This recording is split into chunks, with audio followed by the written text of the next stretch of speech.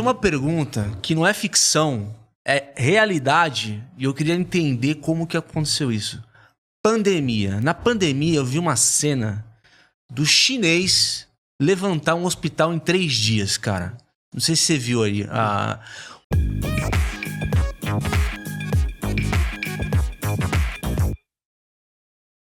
Como que acontece de uma obra acontecer em 3 dias? Um hospital. Planejamento. E estrutura pré-moldada. Pré-fabricado, né? Pré-fabricado. Mas muito mais planejamento. Olha, se você tem uma necessidade, a capacidade dele, olha, se movimentar. Olha, qual que é a minha necessidade? Eu preciso construir um hospital.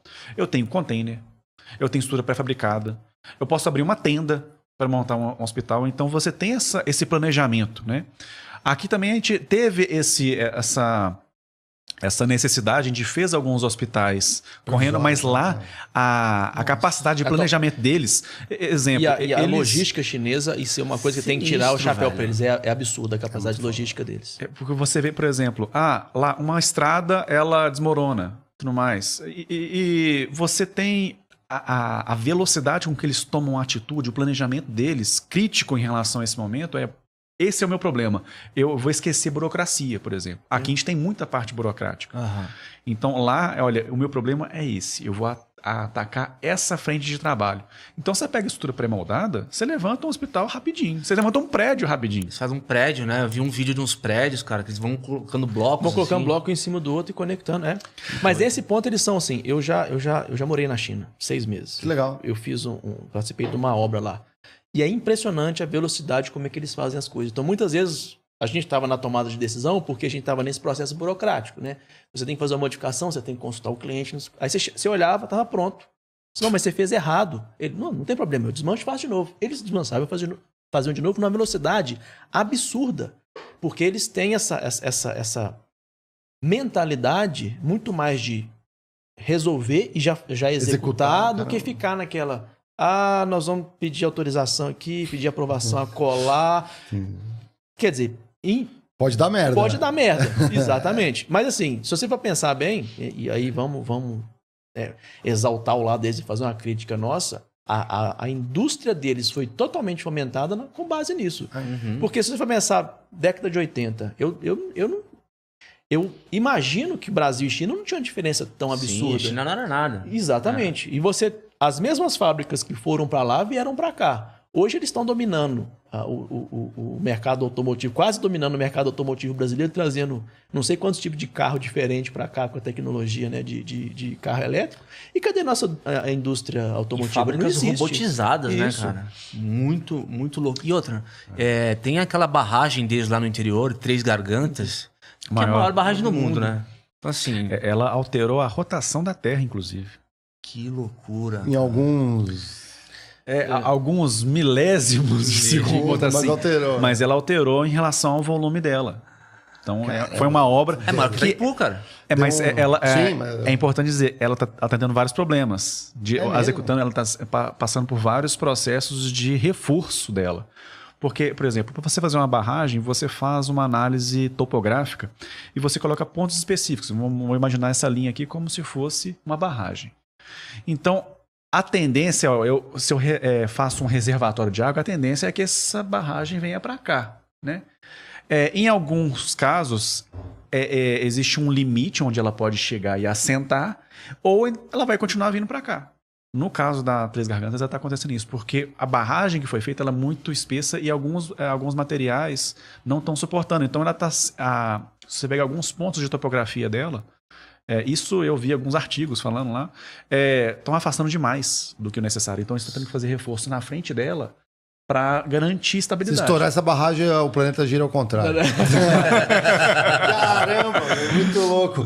E, entrando nesse ponto ali, né? Vocês tocaram numa coisa legal, né? Que é a aplicação, né? A indústria e tudo mais. Se a gente olhar a realidade no Brasil, você morou fora, sabe bem. A gente vem passando por um processo de desindustrialização do Brasil. O engenheiro clássico, o civil ainda se salva nessa, né? Mas o resto dos outros engenheiros normalmente dependem muito da indústria. Sim. Vão atuar na indústria. Sim. Vocês ainda acham que é uma boa área de trabalho ser um engenheiro? Hoje no Brasil é uma uma ideia boa? A gente tem visto tantas coisas, fugas de cérebros do Brasil, engenheiros indo para fora. Esse é um ponto importante, porque realmente a maioria dos meus colegas da GE que eu trabalhei no passado, grande parte deles estão fora. E são bons profissionais, que existe essa demanda lá fora. A gente teve um crescimento da necessidade de engenheiros. Ali no ano de 2006 até 2010, houve um chamado boom da engenharia. E aí que ocorreu aquele fenômeno, né? Que lá para 2015, 2016, os famosos engenheiros de Uber, né? Exato. Porque se você for pensar bem, e aí dentro de uma visão muito mais prática, você tem uma demanda de mercado baixa e você tinha uma oferta gigantesca que foi criada no passado e o cara tem que pagar a conta, né? Assim, ele tem que buscar uma solução e resolver o problema dele e muitos deles foram para a área de Uber. Então, primeiro que esse profissional que está nessa situação não tem demérito nenhum. Ele está resolvendo um problema dele e que bom que ele encontrou uma solução para um problema. Não é o ideal. O ideal seria que ele estivesse utilizando o conhecimento dele dentro da área. É uma área muito difícil ainda. O Brasil ele depende muito de flutuações de mercado. Então, entra governo, sai governo, tem uma política, desfaz a política e refaz uma política. Então, muitas vezes, concentra-se muita esforço numa área específica, sei lá, agricultura, que é importante. Uhum. Mas se você for pensar bem, dentro de um país, qual que é o mercado que você vai ter o máximo de geração de renda num espaço reduzido? É a indústria, porque para você gerar capital numa agroindústria, você precisa de hectares e hectares de terra. Sim. Sendo que numa indústria você tem 3, 4 mil, 5 mil pessoas dentro de alguns metros quadrados. Então você...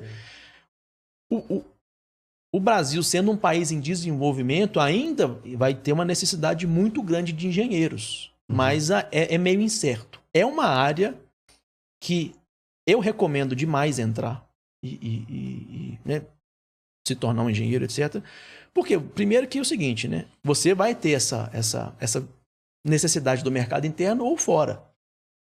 E para isso, é uma dica que eu dei né, quando a gente foi no Flow. E esse é um ponto até interessante, né? O nosso canal no YouTube, apesar de ser um canal de engenharia, o nosso primeiro vídeo foi sobre idioma.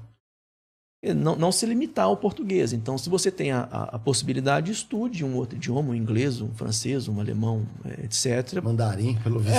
Para você não se limitar ao mercado interno. Se você surgir a oportunidade, para você ir para fora.